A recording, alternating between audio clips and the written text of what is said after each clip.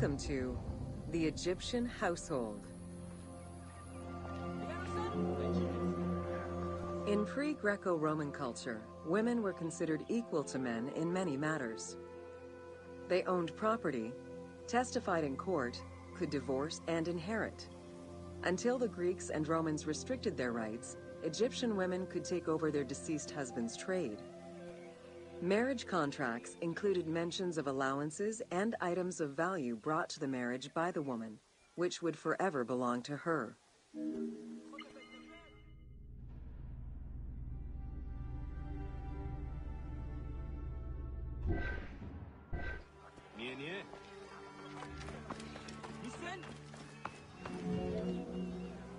Certain professions were open only to women, such as weaving or professional mourning, while others were available to both genders, including working as servants for the rich households.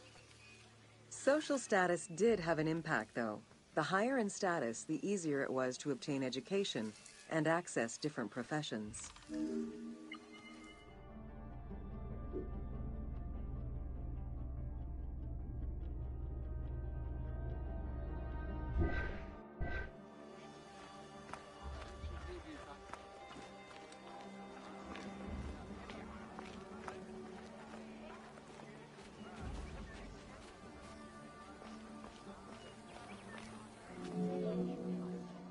Homes were generally composed of 3 rooms. First, there was the entrance, furnished with a small bench of brick, probably intended for a statue and protective divinity. Then there was the ceremonial room, meant to receive guests. The last room was either a bedroom or kitchen. Furniture consisted of basic chairs, chests, and storage. Tables were not used for family dinners. Instead, each individual had a small table of their own.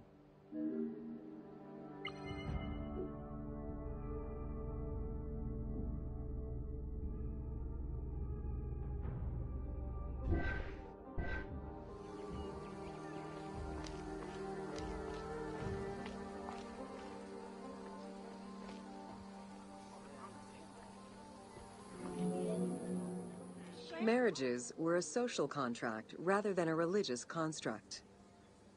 Family was vitally important to ancient Egyptians, and children were considered a blessing from the gods.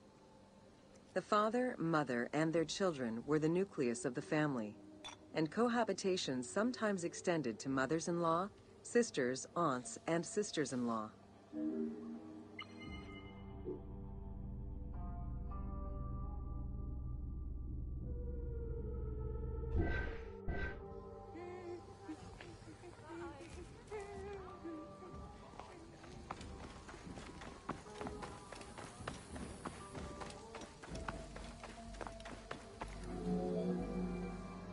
Status and wealth played a large role in the style and size of ancient Egyptian homes.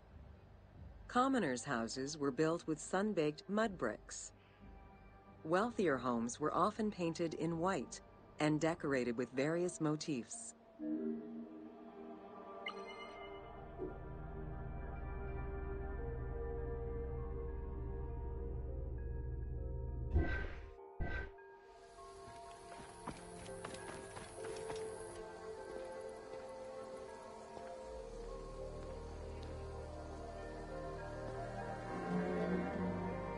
Town officials and the rich lived in mansions with numerous rooms that were luxuriously decorated. Only temples and tombs meant to last for all eternity were built with stone.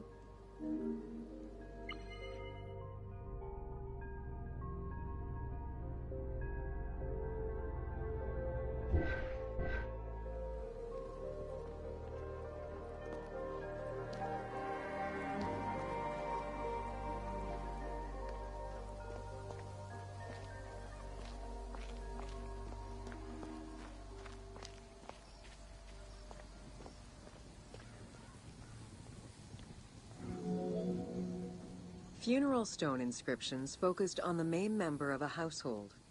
Encircling this person would then be a spouse, parents, and children, possibly even siblings.